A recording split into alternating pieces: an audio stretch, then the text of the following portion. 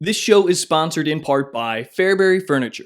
Fairbury Furniture sells tons of the comfiest, most gorgeous, and most beloved brands of chairs, beds, couches, tables, and beyond. They've got loads of 5-star reviews because everyone loves this place, and so will you. So when you finally decide you deserve a comfortable and beautiful home, head to Fairbury Furniture in, of course, Fairbury, Illinois. Hello and welcome to The Paul Garcia Show. I'm your host, Paul Garcia, and today I have the immense honor of talking to one of the most well-known individuals in the Fairbury, Prairie Central area, legendary football coach, Brian Hassett. We're going to talk all about Brian and his career as a coach, his life before football, what he's learned through it all, and much, much more. If you enjoy this show but want more, you can head to patreon.com/Paul Garcia, and for a few bucks a month, you can watch bonus footage from each and every episode, bonus episodes each and every month, and much, much more. This really helps support the show, and the exclusive content on this page is actually pretty awesome, if I do say so myself. So please consider becoming a patron on patreon.com/Paul Garcia, and thank you in advance. Be sure to follow the show on social media using the links provided in the show notes down below. Now, before we begin this episode, I need to tell you something very important. It's February, and that means Valentine's Day is right around the corner. That's why you need to call up Nature's Designs by Tiff in Fairbury, Illinois immediately to express your love and admiration for that special someone in your life. Nature's Designs by Tiff offers a beautiful selection of immaculate flowers and creates arrangements full of all of the holiday's most romantic flowers and colors that will be sure to make your lover melt. Their process is so simple and easy, you can literally call them right now at 815-692-3024 and order a bouquet of flowers with some chocolates, candy, stuffed animals, or whatever it is that you want. And then pay over the phone with ease. And they will deliver it on Valentine's Day directly to your door or to the door of whomever you please. They're staffed and ready to be ultra busy on this big V-Day. So call them up now and show your loved one that you care. Call Nature's Designs by Tiff now to order your flowers for the big day at 815-692-3024. For Valentine's Day and for all of life's celebrations, go to Nature's Designs by Tiff in Fairbury, Illinois. Pause this video, call that number, and ensure that your Valentine's Day is done right. And be sure to tell them that the Paul Garcia Show sent you. All right, let's get on with the show. All right, Brian Hassett, thank you so much for coming on. Absolutely. I mean, when you called me last week, I've been jotting notes down and getting things ready. It was a great experience here at Prairie Central for sure. Yeah, I mean, it was only a matter of time before I was going to talk to you because you are literally one of the most well-known names in the Fairbury, Prairie Central area. I want to start things off with, you're known for your legendary football career. Has football always been a big part of your life? Always. I started playing junior football at age 8. I was a tight end, defensive tackle. Then I played up through 7th grade year at Bradley Lions. And then my 8th grade year, we only had like 14 people. So my mom pulled the plug and she said, nah, you're not playing. It's not safe. So over the summer, it was kind of up in the air if I was going to go to Bradley Bourbonnais or Bishop Mack. And I chose to go to Bishop McNamara. So I played 4 years there. Bishop Mack won a state title in 82. I was a freshman. Saw that. And I'm going to kind of tie these stories in with the later on in the story. But my sophomore year, I played wide receiver and played on the varsity team. And my senior year, I played quarterback. And then in 85, we won a state championship. So I played for 14 years. I mean, through high school. And then I had an opportunity to go play college football at St. Joseph's College in Rensselaer, Indiana. I started my last 2 seasons there. And then started coaching in 1990. Wow. Right out of college, you started coaching? Yeah, I did. It was I didn't have a teaching gig, so I knew a guy up in the Crete-Monee area, and I substitute taught for a year, coached football up at Crete-Monee for 1 season. It was one of my 2 0-9 seasons. It was it's something you'll never forget, but it was a great learning experience for me doing that.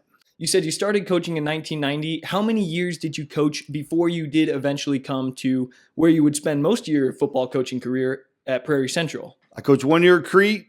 And I went back to my alma mater, Bishop Mack. I was an assistant coach from 91 through 99. How'd that go? I don't know much about the Bishop Mack time. That was a great experience. We had some pretty good football teams then. We were playing the Chicago Catholic League, and we were one of the smallest schools in the league. And I think we won it 2 or 3 years. But I've had an opportunity to coach NFL football players, kids that played at Notre Dame, NIU, Cincinnati, ISU, Northern Illinois. So it was a great experience coaching under Hall of Famer Rich Zanani, which I'll get into a little bit later about him. But and then in 98, we got second in the state. My last year at Bishop Mack, I was an assistant coach calling the offense. So it was an outstanding experience, and it was great to be back with 2 Hall of Fame coaches, Jim Frog and Rich Zanani, and future Hall of Famer Jack Roney. He'll get in here in the next couple of years. Holy cow, though. So you were helping coach a team that did end up making it to the state finals. And like you said, I mean, it seemed like there was a lot of talent on that Bishop Mack team during the time you were there. Oh, absolutely. There was a ton of talent. Like I said, Thomas Gwines played at the University of Michigan. He played in the league for a couple of years, and Taiwan Hagler is the Super Bowl champion with the Indianapolis Colts. My word. And I'm good friends with both those guys. We talk often. Taiwan actually came up to Streeter my second or third year there, and he talked to our boys about, dedication and here's what it takes to play on the next level. So ton of talent, ton of great people. My experience at Bishop McNamara as a player and a coach was I have 7 years to retire, but you know what? I'll do it all over again in a heartbeat. So it sounds like you kind of got your footing while you were at Bishop Mack. You had 1 year at that one school, didn't go so hot, and then you came here, and it seems like, you got your wheels turning, you got your feet wet, and you figured things out a little more. Absolutely. My last 4 years at Mack, I was the offensive coordinator, and I coached the quarterbacks. We had some really good ones, and it's really easy to coach great athletes. Ones that play in the NFL, ones that played. Johnny Short started at Ball State for 2 years. Lee Lafayette played at the University of Notre Dame. So it was a pretty easy gig. It was a lot of expectations. One story real quick about that is I remember in 1997, we beat Providence Catholic to break their 50-game win streak. The year before that, they had a scouting report about that thick under my door, my office door, because that's where they dressed. And so I'm like, you know what? We probably better prepare a little bit more here on the road. So Coach Zanani gave me the opportunity to game plan, offense, defense. So it was an outstanding experience. And to learn from one of the best in the state of Illinois was outstanding. He's a father figure to me. I kind of want to ask this. I think this is more the case in football, perhaps in any other sport. Why are parochial schools, those Catholic schools, why do they tend to be kind of the most dominant teams? They can so-called recruit. I mean, I've been on both parts of it. Yeah. Being at Mac as a player and as a coach. A lot of those programs, for example, like Sacred Heart Griffin, Bishop McNamara, some of the smaller schools in not the Catholic League area, Chicago Catholic League, a lot of those schools don't have to recruit because the recruiting is how they play. Bishop McNamara's won 5 state championships. Sacred Heart Griffin's won 6 or 7. So yeah, people start to come for the reputation. Absolutely. And I played during the era in the 80s where Bishop McNamara was the team in the Kankakee area. So it was kind of a no-brainer for me to go there. All right, so you were there for quite a few years. How'd you end up here at Prairie Central? Well, that's a great question. I got a real nice story about this. I'm the head baseball coach at Bishop Mack, and I'm an assistant athletic director. So I'm sitting in Coach Zanani's office. It's probably about 10 o'clock on a Tuesday, and he's on the phone with Bruce Payne. Bruce Payne's the AD from Prairie Central at the time. Prairie Central was looking for a head coach. They just let the head coach go prior, and Bruce asked Coach Zanani, Rich Zanani, hey, do you know any young kids that would be that would want to be a head coach? And I'm sitting right there, and he kind of looks at me because he has it on speaker. And I'm like, he's like, yeah, sure. I got a guy right here in front of me, Brian Hassett. And then so Bruce like, oh, Brian Hassett, he played in the 80s, so on and so forth. Mm-hmm. So, and I just want to say a little backstory on that. At Prairie Central, the year before the year that they gave you this call, they had just let a coach go, and their team had just gone 0-9. And I think they might have had that kind of record for a few years prior to that. So what I'm saying is Prairie Central was not a good team by anyone's standards at that time. They were 1-8 and 0-9. I researched all of it after I talked to Coach, and I was ready. And so I came down and interviewed, and it was an outstanding interview. I interviewed with Dan Schmidt. I've heard nothing but great things about Dan Schmidt. And then Bruce Payne interviewed me. And so I'm sitting there in the interview, and they liked what they saw. My portfolio was nice. So I'm getting ready to leave, and they want to take me around the facility. And that time, the facility was just okay. It's a heck of a lot better now than it was back in 1999. So I walk around, and so Dan Schmidt goes, hey, we're going to offer you the job. I'm like, oh, okay, I'm going to call I'm going to go home, talk to my wife. No, Brian, I need to know right now. Right now, if you're going to take this job. And I'm like, well, can I call my wife? So my wife, who's, 9 months pregnant with my son, Nicholas, is at home, and I call her and I go, hey, they just offered me the job, and they need to know now. She's like, well, what do you think? So I talked about it. So I accepted the job. Dr. Pogue was the superintendent there then. And I met him when I came to meet the boys. And he's like, Brian, I know of you. And I'm like, oh boy, what does Dr. Pogue know about me? He goes, I'm an official. I've done many Bishop McNamara games with you on the sideline. I'm just going to be watching you. I know those Catholic boys and Coach and Annie, So it was kind of funny. Mm-hmm. But, I was just honored to take over a program that had been struggling. And I knew it was the time, Paul. I knew it was the time for me to take the head football job somewhere. And I thought to myself, you know what? If it doesn't work out, then it wasn't meant to be. Mm-hmm. However, there's nowhere else to go but up.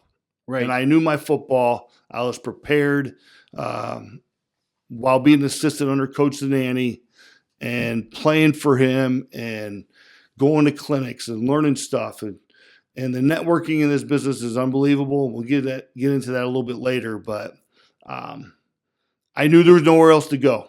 And I knew I was a good football coach. And I knew how to do it right.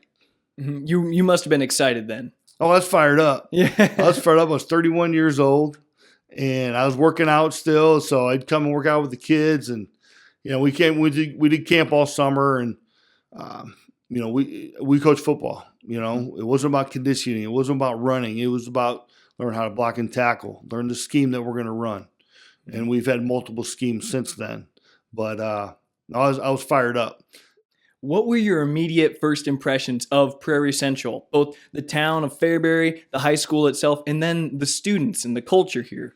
I really didn't know what I was getting into per se. I had taught at a public school at Cremoni, and it was a diverse group.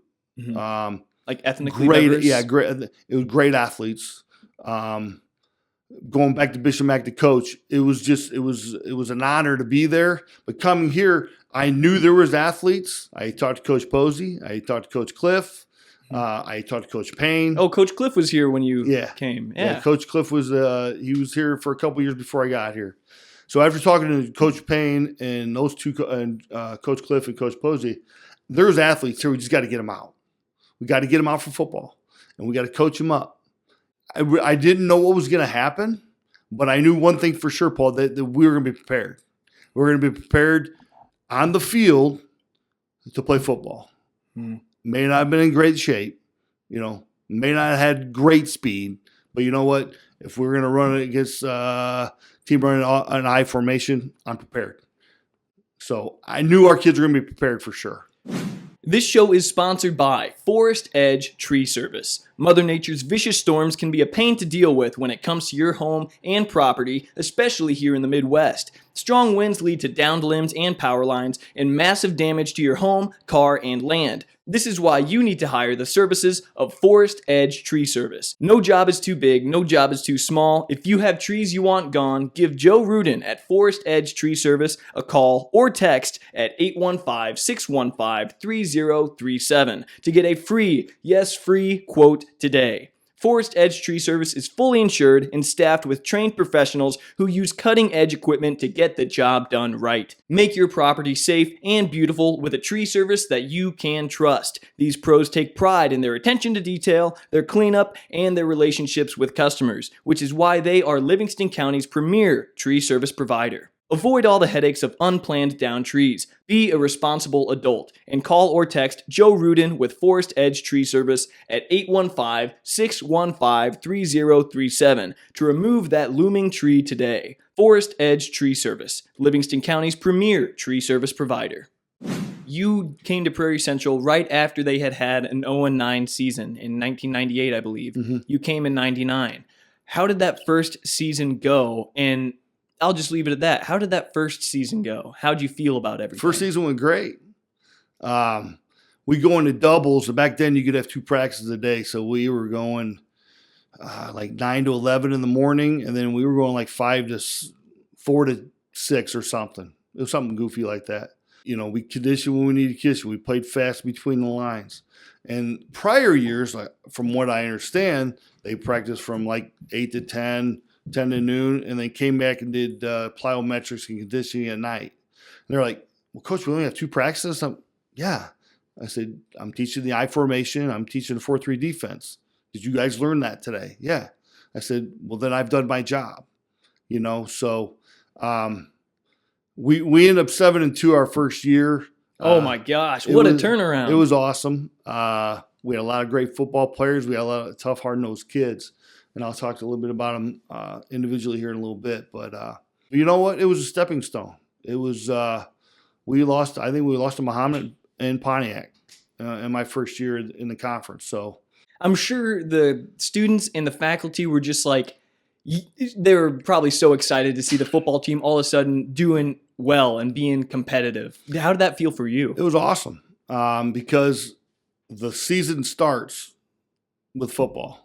Cross country, golf, and people go to the game on Friday night, whether it's to see the football game, watch the band at halftime, or both. So when the seasons, I've learned this over a period of time, when the season starts well for the football team, the school year's a little bit better. Absolutely. It's a humongous part of the morale of the school, Absolutely. I'd say, the football team. I mentioned earlier I was traveling back and forth commuting from Bourbonnais. That got old. I ended up staying a few nights, Friday nights at Coach Cliff's house after games. But, you know, we had films on Saturday, and then I'd go home to see my family on the weekend. But it was awesome. It was awesome. There's no other way to put it. You took a team that was, for the most part, pitied and made them a team that was, for the most part, feared. Simple question. How'd you do it? What were you doing that was making Prairie Central a good football team? Surrounding yourself with good people. My first year, I inherited my staff. They were great men, good people. Mr. Cushing, Coach Cliff did the freshman football team. Tim Deaver was on staff. Pete Severson was on staff. Jed Diller was on staff, which I'll get to Jed in a little bit here. Just coach them up and get the kids to believe. You know, I have a saying over here I wrote down is prepare to win, play to win, expect to win. It's on the back of all the playoff sweatshirts, playoff T-shirts. And it got that actually started probably about 91, 90, or 80, 02, 01, 03, somewhere in that area. When, you know, what we were expected to win, you know. The conference knew who Prairie Central was and knew the type of players we had. Tough, hard nose, get after it.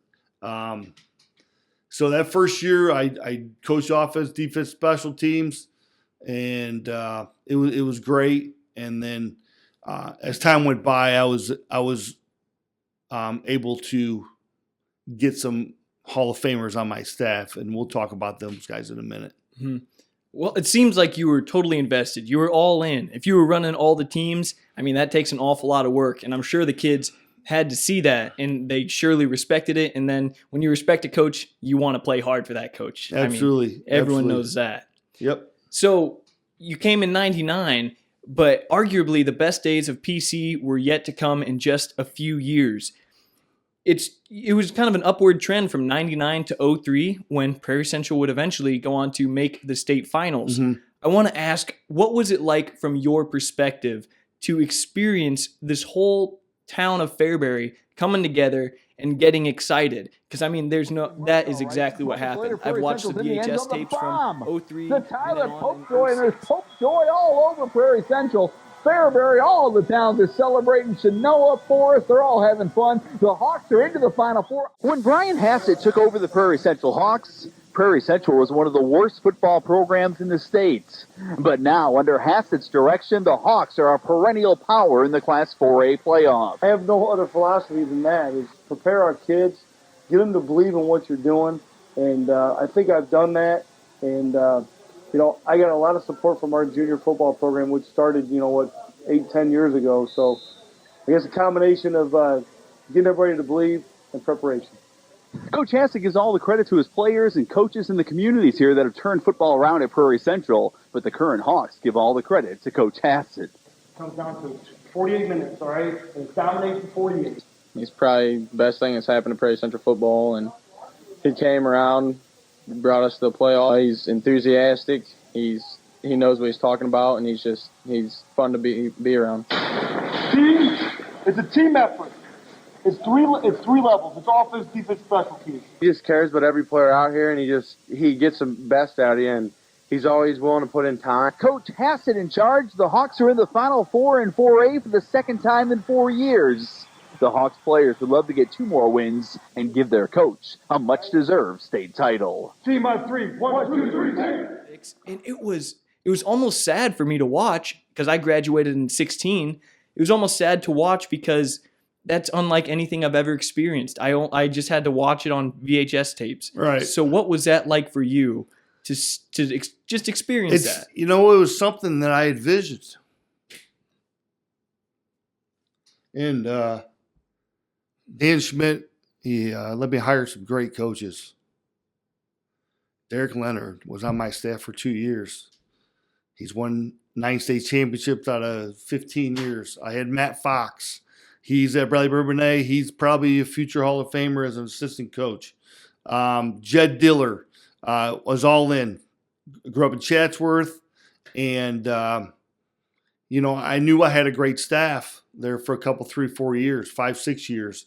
And, it was just one of those things that you have to surround yourself with good people. You have to trust those men, and they have to trust you back. And for a long time, that was the case. So the community was all in. Jim and Millie Diller bought spaghetti dinners for us at Benchwarmers. We went every Wednesday. Dave Johansson, we did a golf outing with the golf team and Coach Cliff. It was awesome. It was great to be part of because I built this, but it was more like we built this. My staff, administration, my wife helped tremendously, just being a great coach's wife. I remember seeing that news anchor following your team in, I think, 06. It was with WHOI. Mm-hmm. I forget his name. Man, those are on YouTube now, and those were so fun to watch. Yeah, Donnie Tillman was one of them, and Jim Matson was the other guy that did that. Yeah, so they did a great job following us, for sure. This show is sponsored by Iroquois Farmers State Bank. If you're a farmer, you likely understand the frustration that comes with dealing with banks that just don't understand the financial aspects of farming or farming in general. That's why you need to be doing your banking with Iroquois Farmers State Bank. This bank prides itself on its relationships with farmers, and it has been for over a century. Their current ag loan lender is Zachary Meister, and he understands the financial aspects of farming because he grew up immersed in it in the farming community of Fairbury, Illinois. So for all your farming financial needs, from operating lines to farmland loans, you need to call up Iroquois Farmers State Bank at 815-265-4707, serving farmers for over 100 years. Through the Great Depression, through World War II, this has always been a bank that farmers can and do trust. Iroquois Farmers State Bank. Be sure to let them know that you heard about them on the Paul Garcia Show. So let's talk about the year that you made it to the state finals with Prairie Central. That had never happened in Prairie Central football history, and it was beyond exciting. I was so small at that time, but I want to say that I can remember the morale of the town being high, excitement being high, and everyone talking about this game you had with Addison Driscoll, I believe, is who it was. So 2003, you have an undefeated season, I believe, and you make it to the state finals. Talk to me about what that was like. We'd been in the playoffs in 99 and 2000. Did make it. We went 3-6 in 01, but 02 was kind of the year. Those guys were juniors that year, and I'm gonna go. And I talked to a guy from Pontiac the other day. I said we played at Pontiac, and that was in 2002, and that was the game where, you know what, Jake Cunningham, Aaron Vogt, Buck Casson, they had to play the whole game against Prairie Central. And you know what? I got to know these guys really well after they graduated. And I told them this. I said, you know what? After the game, I saw it in your eyes. I said, I just saw something like, hey, Prairie Central's got it going on. They're going to be a problem here in the next couple of years. So when I saw that in their eyes, and I never really talked to many people. I talked to Coach Leonard and Coach Fox about it the next year, but I knew then we had something special going on. We had a good incoming senior class. We had a great incoming junior class. And it kind of started there. So we sit down early June and we get this offensive game plan in. And I've seen a lot. I've coached everything but the wishbone and wing tee. Those are two offenses that I have not been a part of. But Derek Leonard had this mind where, hey, let's put all this stuff in. We'll see what it looks like. We got Dylan Ward coming up. We got some outstanding receivers. We got some pretty good running backs coming up.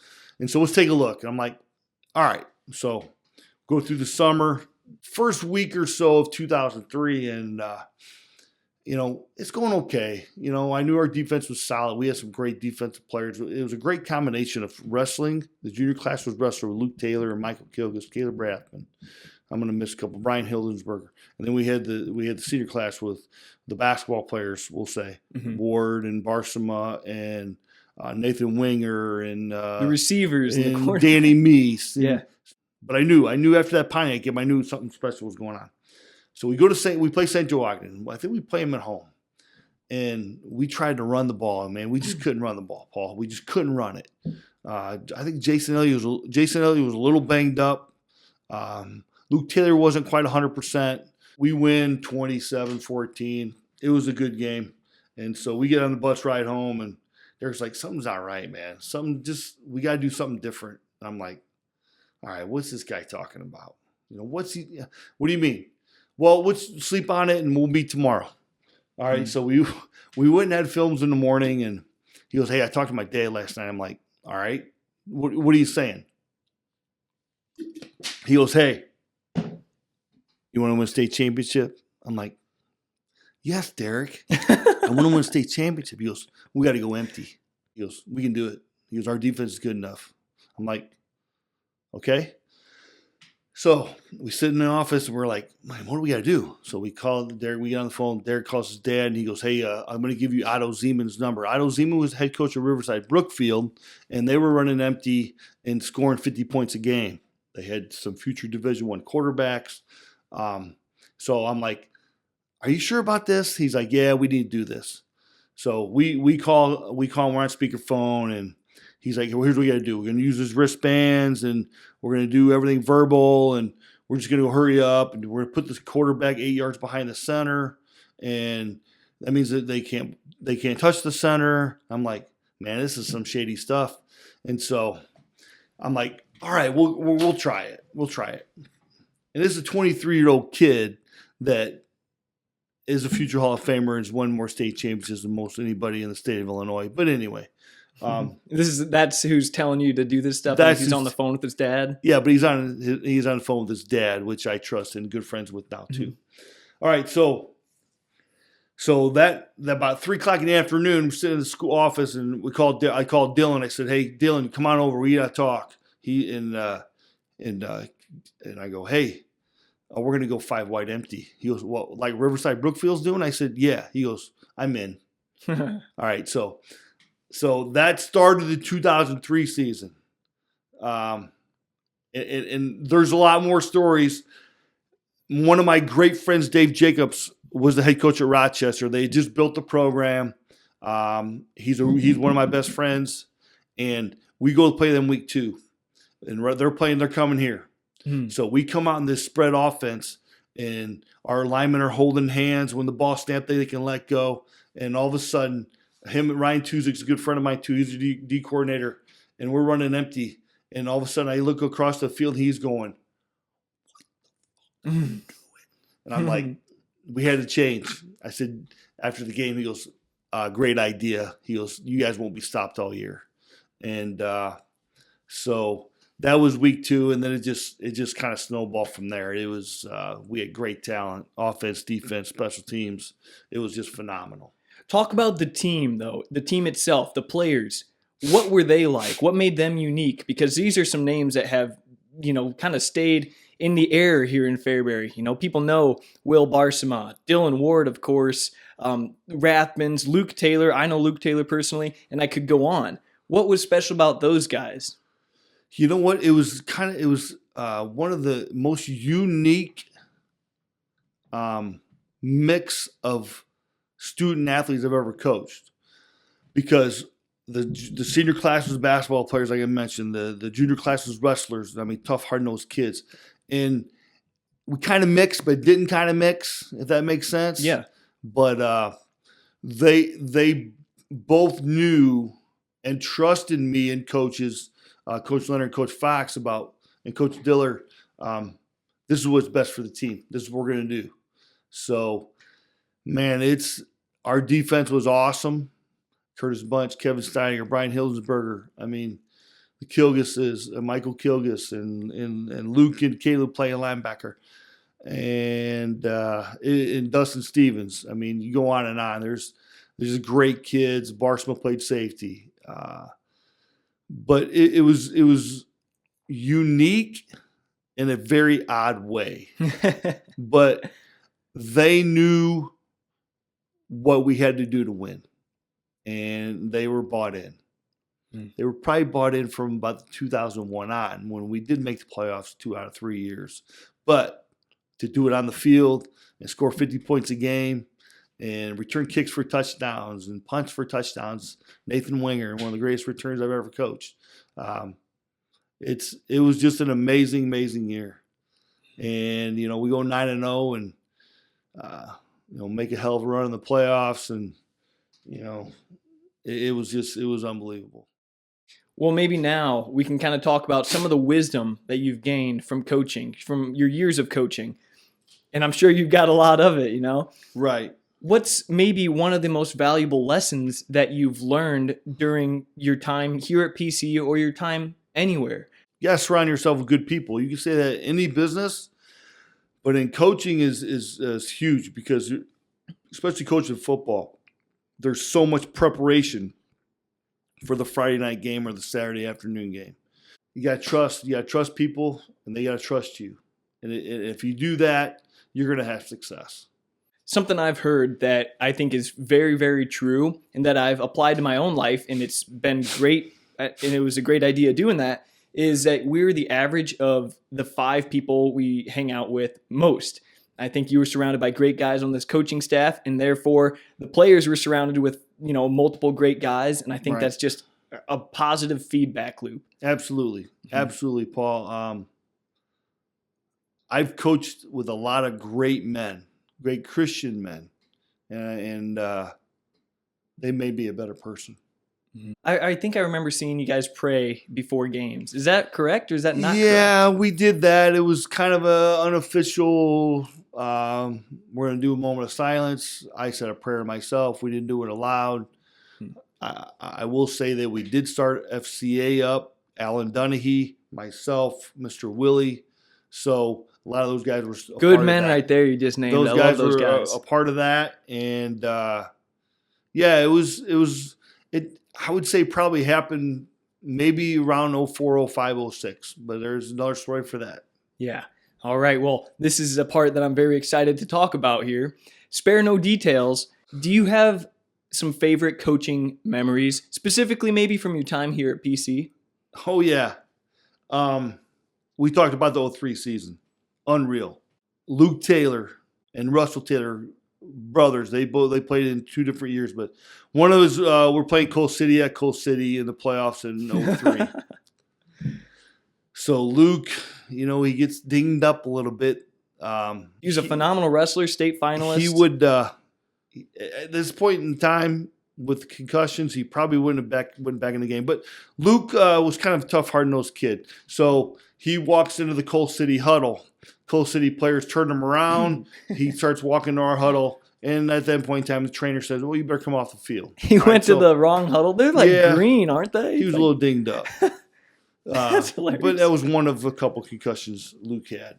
Well, 2 plays later, he was okay. He ran a 65-yard touchdown run, sealed the deal in the game.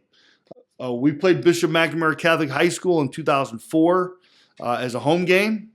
In the playoffs, week 1, round 1 of the playoffs, we beat them 17-14. That was awesome. I was able to scheme against my mentor, and we had a heck of a game that day. 2005, we played Central Catholic twice. We ended up playing Central Catholic at home, lost in overtime, and they had Josh Brent. He played in the NFL. They had Michael Homenawanui, who played in the NFL. Oh, that's right. I know that name. We played them at home, and we lost in overtime. So we get them in 2005, third round of the playoffs. And so we got to scheme against Josh Brent and Michael Homenawanui. I met with Coach Leonard on a weekend, and I said, hey, what do we got to do? Man, what do we got to do to beat these guys? Because we lost in overtime. We played them down there. So we sat down to normal for about an hour, and he goes, here's what you got to do. You're going to run at Michael Homenawanui, and you're not going to block Josh Brent. I'm like, okay, so we need to run some option/shovel pass. He goes, yep. So we end up losing that game. Michael Homenawanui caught the ball over 4 of our guys. And at that time, that group of guys were juniors, Louis Gross and Jared Coleman and Ben Hur and Brent Mowry. And you kind of saw in their eyes there like, man, this sucks. So we're going to, in 2016, we got to take a break. All right, we're back after a quick little break. You got another memory from around 2016. 206. So 016. So we get beat in the quarterfinals, second round, and here's the group of guys that made the 6 team happen.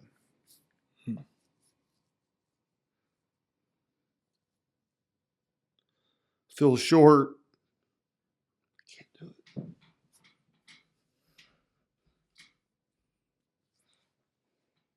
It's all good. Take your time. Take your time. Brent Mowry, JT Zimmerman, Louis Gross, Jared Coleman, Alex Diller, Jimmy Hildensberger, Ventura Rios. Man, Ben Hur. Man, I had 10 captains. And they were awesome. They were juniors that year. We got beat. And I knew something was special about them. So we go into the summer of 06. We have a special group of young men. And I had a Hall of Famer, Kirk Brandenburg, on my staff as well. He was an offensive defensive coordinator. He did a great job for us getting our kids in the weight room. And these guys never missed. They never missed. And they just These got it done. So we go in the off season. This summer program. My wife's pregnant.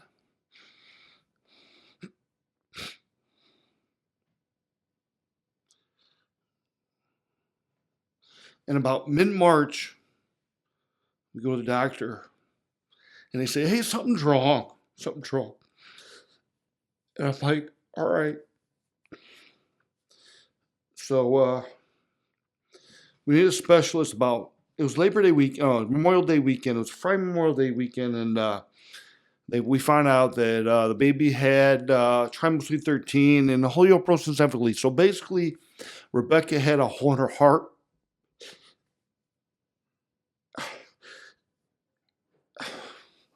And her brain. So I'm sitting there in this meeting with this doctor, this specialist in Peoria. And I look over at that doctor, and I'm like, God, that guy looks familiar, man. And all I'm thinking is, man, he looks like the head coach from Muhammad. And I'll be honest with you, I didn't like him very much. So that was kind of the kickoff to the summer. So we go to team camp. We're on a Christian campus. And these kids really knew that my wife was pregnant, but they really didn't know. Mm-hmm. So we're sitting in the middle of campus, and I told them what happened.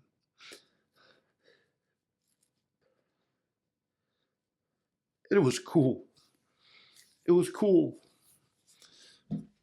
It was great. Because they were like sons to me. And this is at 016. This is 2006. This is summer 2006. So, and then after the camp, we had a great summer. Everybody was healthy going in. We played Muhammad week 1. And I told him before the game, I said, remember I told you about it at Olivet? I said, what happened with Rebecca Ray? And I said, I didn't tell you that the doctor reminded me of the head coach from Muhammad, and I don't like him very much. And they were like, we got you, coach. We got you. So we play Muhammad. It's 100 degrees out, and we're kicking their tail, man. We're kicking their ass, and it's a good feeling. We were on a little run there, kicking their ass. So halftime we stay out because there's like 110 degrees in their field house, and so we're sitting out there, and Coach B's giving JT the business, and he needed it. Okay, so we ended up whooping. We whooped them. We whooped them pretty good. But that was a special year, man. We had an outstanding football team. Man, that year had to have an emotional. You have to have some emotional ties to that year and that team. And we kind of set off the air. God does things for a reason, and we were closer as a family, closer with these kids. Paul. Mm-hmm. So, yep, it was an awesome year. We ended up winning the conference, went undefeated. Met up with Addison Driscoll again at home. And they got the best of us, but that was an outstanding year. Awesome. Well, something I love to do on this show, and the people listening love when it happens as well, is name dropping. So I'd like to ask you, can you think of some of the kids that you coached that were just extraordinary, that maybe stick out in your mind when you think back? This episode is sponsored by PSF Legacy Jiu-Jitsu in Normal, Illinois. PSF Legacy Jiu-Jitsu helps people like you and me to develop extreme discipline, mental and physical toughness, and elite-level combative and defensive techniques. Learn submissions, learn takedowns, and learn what to do when a fight hits the ground, all while getting into the best shape of your life at PSF Legacy Jiu-Jitsu in Normal, Illinois. Absolutely anyone can enroll here. It's so welcoming, the education is great, and the owner and coach, Jared Game, is a great man who I've had on the show. Jiu-Jitsu is fun, intense, promotes good health, and builds confidence like you would not believe. It's about time you learn how to do it. Shoot them a message on Facebook at PSF Legacy Jiu-Jitsu or give them a call at 217-637-4699. PSF Legacy Jiu-Jitsu is located at 1314 Fort Jesse Road in Normal, Illinois. I personally love this place and I've trained here many, many times. PSF Legacy Jiu-Jitsu. Let them know that the Paul Garcia Show sent you. I coach a lot of brothers. So the first year was Derek Stevens, coach his brother Dustin. Two great football players. Russell and Luke Taylor. Kind of told some stories about Luke. Russell scored 6 touchdowns on 6 rushes in one game against Luther South. Jimmy and Charlie Hasselton, they were my first and third year. Charlie's a local guy, obviously, with varsity screen print. The Dillers, Alex and AJ Diller, they were able to play for their dad, Jed, and AJ was a center in 03, not a bad snap, not one. AJ was a center in 06 in the gun, not a bad snap. So it was an honor to have them. Jed is a good friend of mine. He introduced me to NASCAR. We went over to Indy a couple times, but that's for a different show. The Ziegenhorns, Shane and DJ, Mike and Matt Kilgus. Matt played my first year in 99. Obviously, Michael was the same year as Luke. You say Matt Kilgus? Matt Kilgus played for me. The co-owner of Kilgus Farmstead? He played. He said to say hi, by the way. I forgot to tell you. He played one corner, and Mike Winiger, our former neighbors, played the other corner. So I coached Mike and Nick Winiger. Brenton Chase Mowry. I mean, what can you say? Two great men. Chase, he's a man. Quick story about Brent. He tore his ACL his sophomore year. He was our best running back in the program, like the best. Tore his ACL. So he made this transition to offensive line, and linebacker. He was one of the best we've ever had. But he couldn't play running back anymore because he had that knee injury. So Chase played running back, wrestled. You had him on your show. Mm-hmm. Great men. Jimmy and Brian Hildensberger, what can I say? Jimmy played at Occidental. He's doing great. Brian played his junior year. I hope Brian's doing well. The Peters, all three, Justin, Corey, and Jeremy. I coached all of them. John and Dane Fricky. I was good friends with Mike. And that whole group from 06, I mentioned some of their names. Oh, yeah. Brad and Kyle Moody. I mean, back-to-back years, great football players, hardworking young men, Aaron and Caleb Rathbun. And I got a great Caleb Rathbun story for you. We're playing in 2002 playoff game at Williamsburg-Latham. We had to stop the fullback. And Michael and Caleb both played middle linebacker. And I said, all right, we have to stop the fullback. So the fullback had like 10 rushes for about 50 yards in the first half. So I'm not real happy. So we're coming off the sideline, and it's kind of one of those things, Paul, where, I got my arm around him. Caleb's a sophomore. I'm doing one of these right here. Mm-hmm. Caleb, I said pregame, what do we got to do? He goes, we got to stop the fullback, coach. I'm like, I said, you need to fill the F&A gap, Caleb. He's like, yes, coach. It wasn't effing probably, but you know what I'm saying? So he's like, yes, coach. I think he had 10 carries for -4 yards in the second half. So those young men did their job. Aaron Rathbun had a couple of knee injuries. I remember the last time he carried the ball his senior year. He came off and gave me a hug, and they're both great men, married, have children now. And then I'm going to go back to Trent and Addison Bounds. I had both those guys, and they were 2 years apart. Trent played running back, was one of the best running backs I've ever coached. Would run through that brick wall behind you, Paul. And Addison was a 3-year starter, 3-year all-conference, 3-year all-state. Played at Eastern Illinois, started at tight end there. Had some great memories with them. And Dylan Ward. Woo! Yeah, that's a big name. Player. Clutch.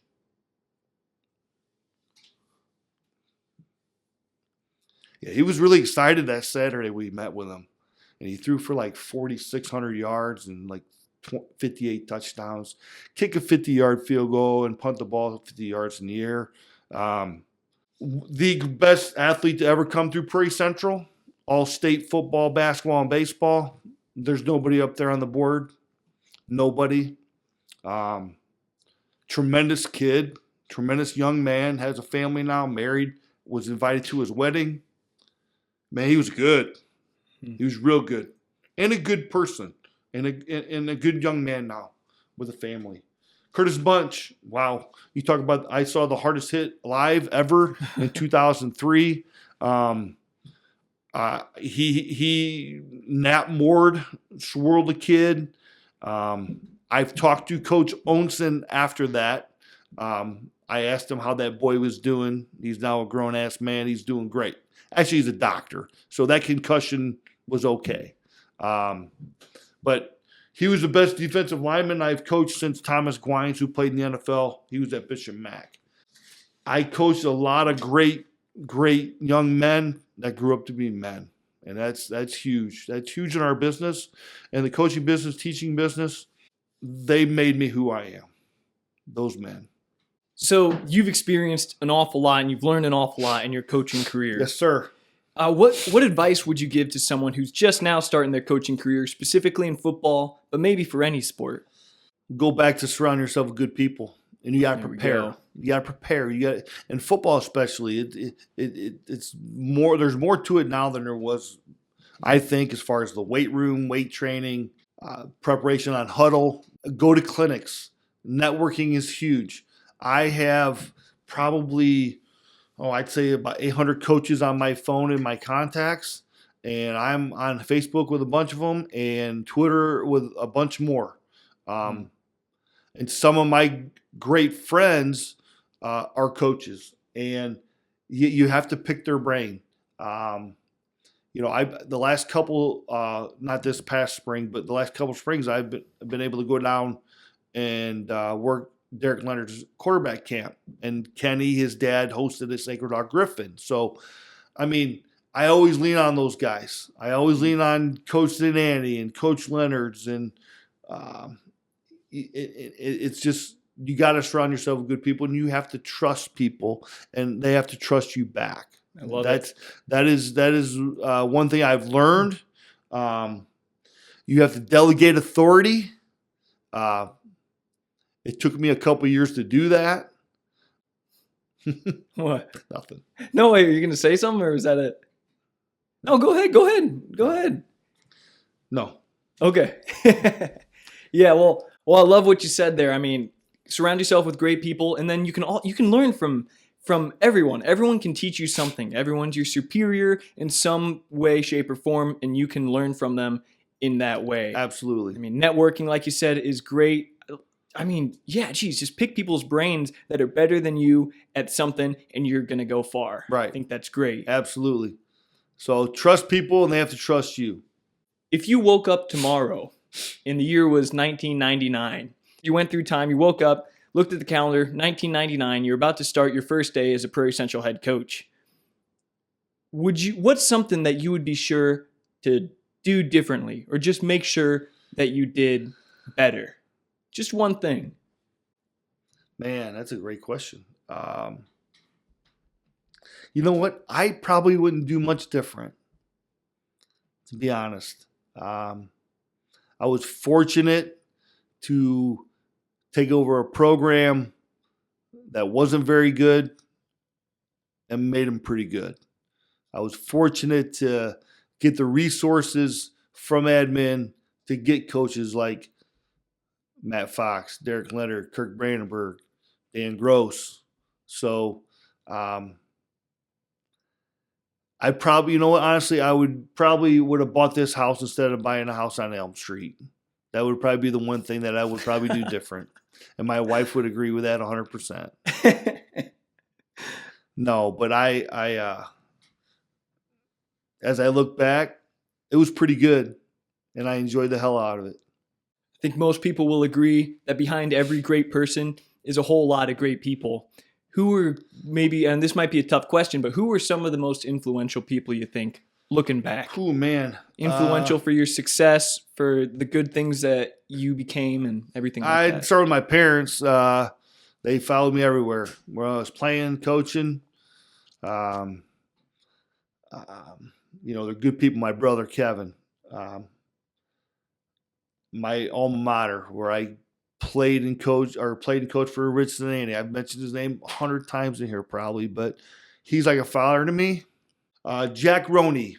Jack Roney was my freshman football coach at Bishop Mack. He was my sophomore basketball coach. He was a young guy. 23, 24. We went to chapel. We prayed every day. He was a very influential in my life. He's a mentor. I went and saw him a couple weeks ago. Give me a big old bear hug. Great man. At Prairie Central, Joe Cliff, Tom Posey. I've talked to Tom on the golf course a couple times. Great man, Hall of Famer. Joe Cliff, he's a legend. Alan Dunahee, my good friend, teaches at the high school still. Good Christian friend. We're best buddies. He'd do anything for me and vice versa. I cannot leave this interview without talking about 4 more people. Let's hear it. Marcia Freed, greatest secretary to ever be around. She was my rock. She did anything for me, and I'd do anything for her. Becky Webster, my last part of my career there at Prairie Central. They were just great people, and when I'd come back, I'd go see them. We were going to have a little fiesta for a retirement party, but we were able to do that. So, and then Coach Dave Jacobs, I mentioned him earlier. He's a good Christian friend of mine. We started playing in Rochester in '99. He's I talk to him I'd say twice a week at least. He's a good man, Hall of Famer. Kenny and Derek Leonard. I mean, what can I say? 2 of the best to ever do it. I'm friends with both of them. And then my wife and my whole family. The coach's wife, if you look at it in the dictionary, see coach's wife, you'll see my wife's picture, Tracy, there. Awesome. And, she's like, I'll do whatever you got to do, whatever we got to do, wherever we got to go. Well, wow. Until the business blew up. Oh, once and again, Once right? and again. Yeah, once and again. So she was pregnant in 2000 with Nick, and then the situation with Rebecca Ray. But she's everything to me. And my daughters and my son. Well, Coach Hassett, it's been an honor and a privilege to talk with you today. On behalf of a lot of people who have come to know who you are and will surely listen to this episode, thanks for coming on. Well, thank you, Paul. I appreciate it very much. No, pleasure's all mine. Thank you. And all great things must come to an end. If you enjoyed this episode, please give it a like and give it a share. And if you're on YouTube, be sure to subscribe. To gain access to exclusive bonus footage from this very episode, become a patron on patreon.com/Paul Garcia. I ask him a lot of great questions that you're going to want to hear the answers to. Thank you to my absolutely wonderful patrons, Ann and Donnie. You guys make this all possible. As always, thank you so much for listening to The Paul Garcia Show. Have a great week, and God bless.